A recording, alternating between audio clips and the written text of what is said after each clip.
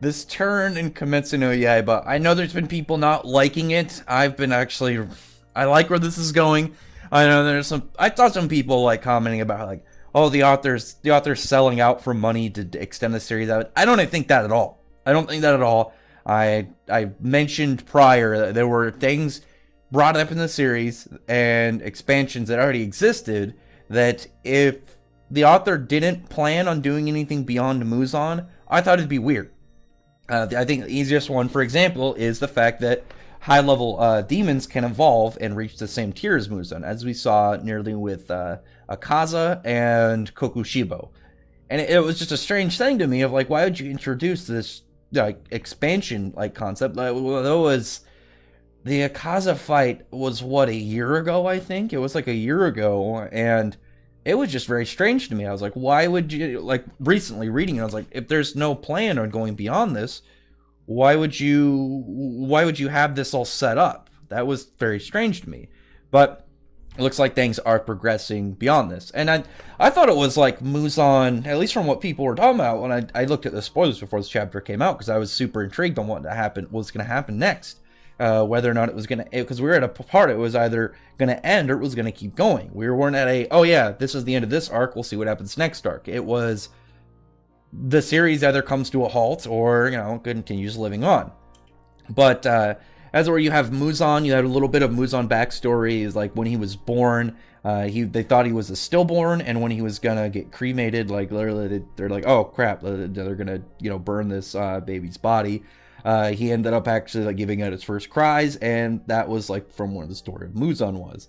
And we know that and it was like something for him. It was very strange, and he was like even saying how Ubi Ishiki, like he was like, admire that what you said is true and all things must die. And the only things really that continue on are feelings, and they're eternal and undying. As long as they're strong enough, they'll keep going, because that was what drove the Demon Slayers to keep fighting, is this feeling and this drive to end up taking down Muzan and ending all this. But when I read the spoilers and stuff, it was like saying how Muzan took control of Tanjiro's body, but that doesn't seem to actually be what happened. When Tanjiro was being affected by Muzan, what essentially he's doing is he was putting his feelings into him. He was putting that same like bloodlust, that same want to kill the demon slayers and continue on living and like spread the demons, putting it into his body and causing him to really evolve and to become this. And it's really interesting because it's more of the influence he put on him, which means that like he's affected Tanjiro's mind rather than just like taking over his body. And from this, like when you think about it, when you think about like Muzan, you think about Kokushibo and stuff, Tanjiro is essentially the most powerful demon to exist in within Kimetsu no Yaiba. I talked about how out of all the upper moons that was lost during this arc, if Muzan pulled out, like it'd be smart for him to leave, because the other ones are replaceable. The only one out of the ones that we were shown that I said was irreplaceable was Kokushibo, because Kokushibo not only was he was a lot older than the other demons besides Muzan, he also was a former demon slayer, but he also had the demon slayer mark that made him more powerful, but it didn't kill him because he was a demon. And then he had the moon breath as this kind of like shadowed version of the sun breathing, and all these things like made him, like besides Muzan, the most powerful demon. But now you have those aspects of both Tanjiro having the demon slayer mark, he's got the sun breath, he's got aspects of Muzan in his body. He's really like staged up to become the most powerful demon like the Kimetsu no Yaiba world has ever experienced. Like even from the start, like I can see him being more powerful than Muzan. And especially because like right now, like all the pillars all damaged, there's no way they'd be able to fight right now. They're gonna have to leave, and they're gonna have to retreat.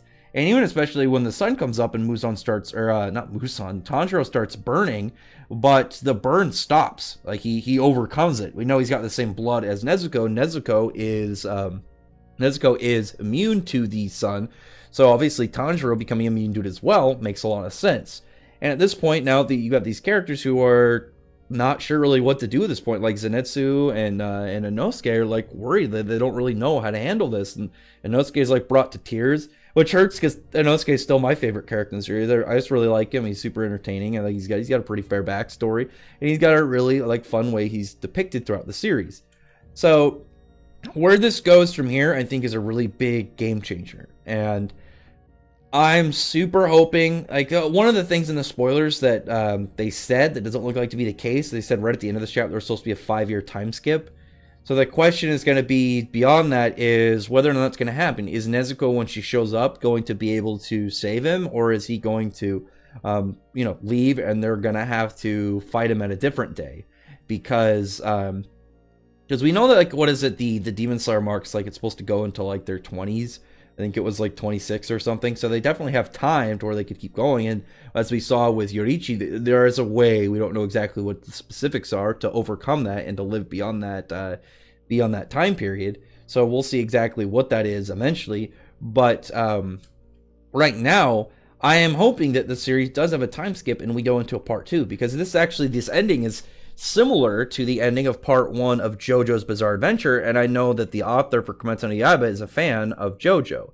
And if it ends up continuing, then you can have multiple parts for Kimetsu no Yaiba and have Tanjiro, who was the main character, becoming kind of like that big boss through other series, that it would make it kind of have this influence from JoJo, but being its own thing, which I really like. And I think that's really neat, where if you have the main character become the villain of the later series. I know, what is it, Region of the Abyss?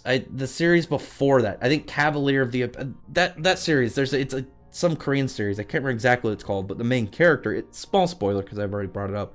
The main character in the first series actually becomes the villain at the end of it, and then is the villain in the second series. Which, doing that with Kimetsu no Yaiba, I think would be really fun, and it would make sense to me, especially with the popularity of the series, to continue on, and even more so when you have the series like expanding, not just where it was pulled out near the end. You have stuff that was established, you have stuff that was brought up, you have stuff that was already kind of like into the series. We're to know that Muzan could change other people and mess with like their minds and aspects about them.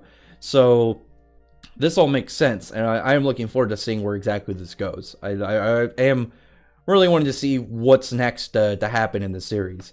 But other than that, comment below. Tell me your thoughts about this chapter and where you think this is all going.